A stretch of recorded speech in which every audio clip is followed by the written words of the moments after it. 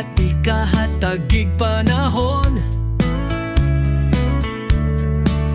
Pero sugod sa atong panag-uban, dili pwede dilit di kahuna-hunaon. Imong mga ulagway siging tan-awon, di na makumpleto akong adlaw, perminang minggawon.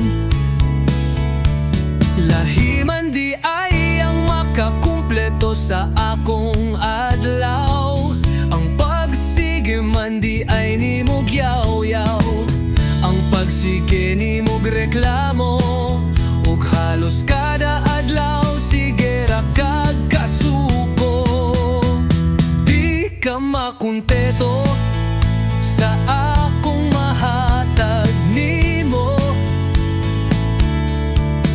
siguro laing tao gyud imong gusto.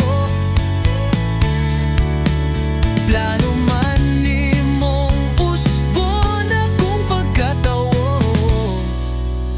ing-ani naman ko daan sukat sa akong pagkatawo. Di ka ba ang sala ang akong paghubog-hubog?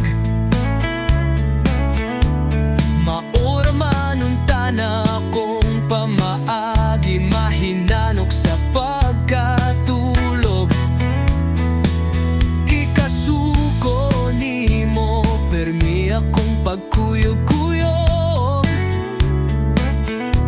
sa akong mga higala nga sugod pagkabata, mauna akong kuyog. Sulti lang ko sa kamatuoran, nalipay pud ba ka sa atong pag-uban? Gibuhat naman unta na ko ang tanan, pero para nimo ang akong tanan kulang raman. Ako na ang sadan aning tanan, tungkod sa bisyong nga di daw mabiyaan. Pero igo na ba ng narason, nakakita naman kag pulidayon.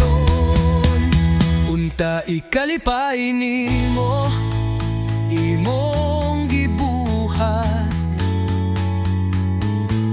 kay para nimo wala gyud ko'y maayong gibuhat. Ug sa